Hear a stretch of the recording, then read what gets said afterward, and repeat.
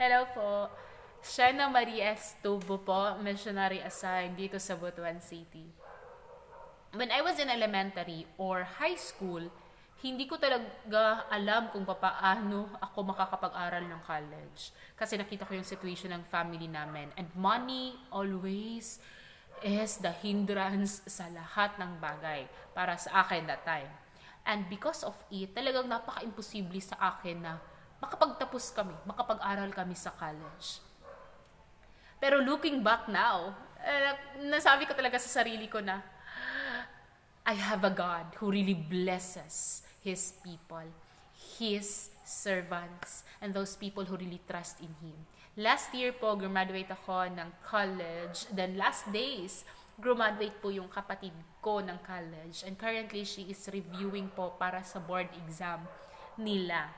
God did not just bless me us with scholarships. He also blesses us with allowance, with provisions na talagang buong pamilya yung na-bless. Na nagkaroon ng trabaho yung mama ko, may trabaho na din na regular yung papa ko, and nakakapag-aral lahat ng mga kapatid ko na po-provide ang needs, and even nakakatulong po sa mga tao na nangangailangan na talagang pumupunta sa bahay to ask for help.